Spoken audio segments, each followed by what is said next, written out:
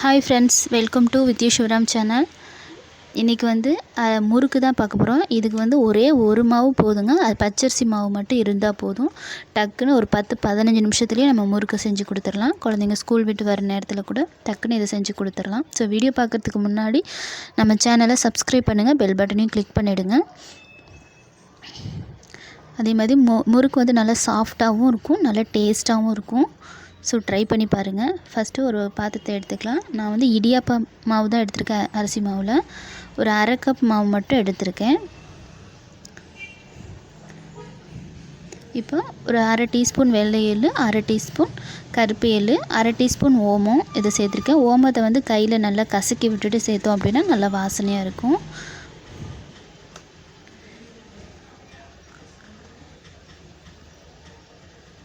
இப்போ தேவையான அளவு ஒரு உப்பு சேர்த்துக்கலாங்க. ஒரு அரை டீஸ்பூன் உப்பு சேர்த்துக்கலாம். இப்போ இதை நல்லா மிக்ஸ் பண்ணி விட்டுடலாங்க. இப்போ ஒரு 1/4 கப்புக்கு பட்டர் சேர்த்துக்கலாங்க. பட்டர் சேர்க்கும் போது தான் நல்ல ஒரு டேஸ்ட்டும், நல்ல ஒரு வாசனை, நல்ல ஒரு சாஃப்ட்டு இது எல்லாமே கிடைக்கும். ஸோ பட்டர் சேர்த்ததுக்கப்புறம் நல்லா கலந்து விட்டுடலாம். பட்டர், எள்ளு இது எல்லாமே எல்லா பகுதியிலையும் படுற மாதிரி நல்லா கலந்து விட்டு எடுத்துடலாங்க.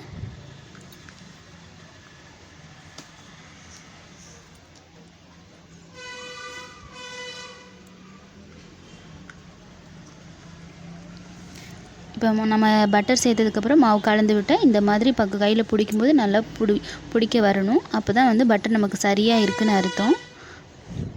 இப்போ ஒரு வெதுவெதுப்பான தண்ணி சேர்த்துட்டு கொஞ்சம் கொஞ்சமாக சேர்த்து நல்லா கலந்து விட்டுறாங்க.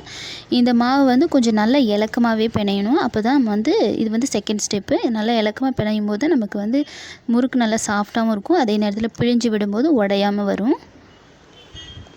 ஒரேடியாக தண்ணி சேர்க்காமல் கொஞ்சம் கொஞ்சமாக தண்ணி சேர்த்து மாவை நல்லா அழுத்தி விட்டு நல்லா பிசைஞ்சு எடுத்துக்கலாங்க.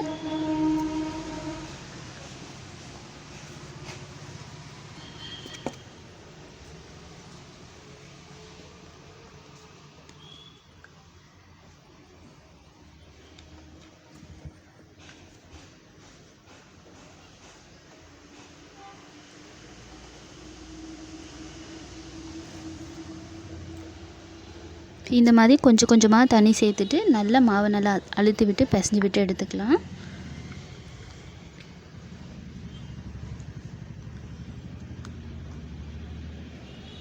இந்த முறுக்கு பார்த்திங்கன்னா ஒரு 15 நிமிஷம் இருந்தால் போதுங்க. சீக்கிரமாக இன்ஸ்டண்ட்டாக டக்குன்னு சீக்கிரமாக செஞ்சு முடிச்சிடலாம்.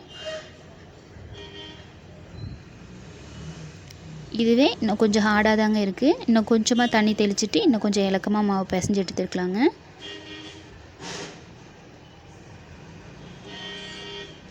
நம்ம நார்மலாக மாவு பிணையும் போது இந்த பக்குவத்துக்கு இருக்கும். இப்போ இந்த வெறும் எந்த மாவும் சேர்க்குறதில்ல. வெறும் ஒரே ஒரு மாவு பச்சரிசி மாவு மட்டும்தாங்க சேர்த்துருக்கோம். அதனால் இந்த ஒரு மாவுங்கிறதுனால இந்த மாதிரி கொஞ்சம் இலக்கமாக மாவு பிசைஞ்சிட்டால் தான் நமக்கு முறுக்கு நல்லா சாஃப்டாகவும் முறுக்கு நல்லா உடையாமையும் வருங்க. பாருங்கள், மாவு இந்த பக்குவத்தில் இருக்கணும். கொஞ்சம் நல்லா இலக்கமாக இருக்கணும்.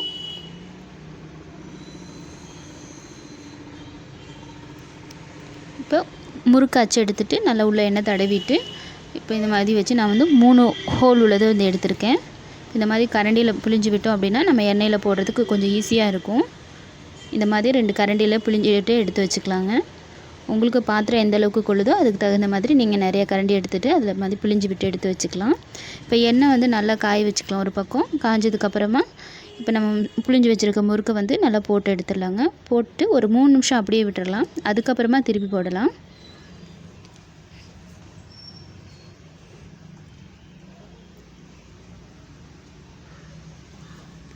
இந்த எண்ணெய் கொதி கொஞ்சம் லைட்டாக குறையும் போது இப்போ திருப்பி விடலாங்க. இப்போ பாருங்கள், இந்த கொதி கொஞ்சம் குறைஞ்சிருக்கு. இந்த டைமில் நல்லா திருப்பி விட்டுடலாங்க. போட்டதையும் திருப்பி விடாமல் ஒரு 3 நிமிஷம் நல்லா வேக விட்டுட்டு அதுக்கப்புறமா 2 பக்கமும் இந்த மாதிரி திருப்பி விட்டு ஒரு 2 நிமிஷம் நல்லா வேக விட்டு அதுக்கப்புறம் நல்லா 2 சைடு நல்லா லைட் கலர் மாறி வர அளவுக்கு நல்லா வேக விட்டு எடுத்துக்கலாங்க.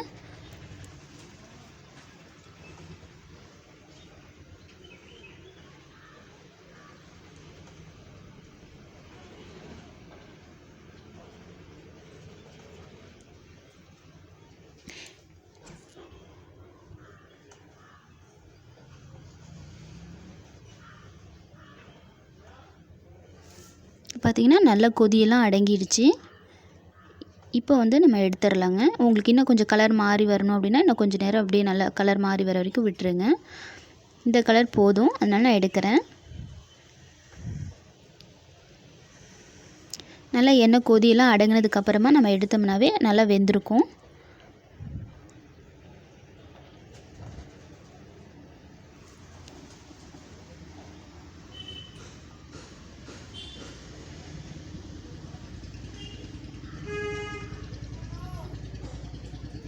நம்ம மீதி இருக்க மாவையும் இதே மாதிரி பிழிஞ்சு விட்டு வேக வச்சு எடுத்துடலாங்க.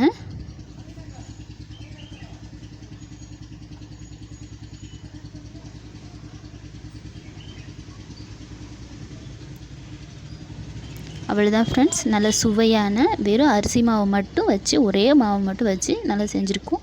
நல்ல சாஃப்டாக நல்ல டேஸ்ட்டாகவும் இருக்கும். ட்ரை பண்ணி பாருங்கள். இது செய்கிறதுக்கு ஒரு 10-15 நிமிஷம் இருந்தால் போதுங்க. சீக்கிரமாக செஞ்சிடலாம். நம்ம குழந்தைங்க ஸ்நாக்ஸ் கேட்கும்போது இந்த மாதிரி ஈஸியாக செஞ்சு கொடுத்துடலாம். நல்ல மொறு மொறுன்னு நல்ல சாஃப்டாகவும் இருக்கும். ட்ரை பண்ணி பாருங்கள். வீடியோ பிடிச்சிருந்தால் லைக் பண்ணுங்கள், ஷேர் பண்ணுங்கள். நீங்களும் வீட்டில் ட்ரை பண்ணி பார்த்துட்டு எப்படி இருக்குது அப்படிங்கிறத கமெண்ட் பண்ணுங்கள். Thank you friends.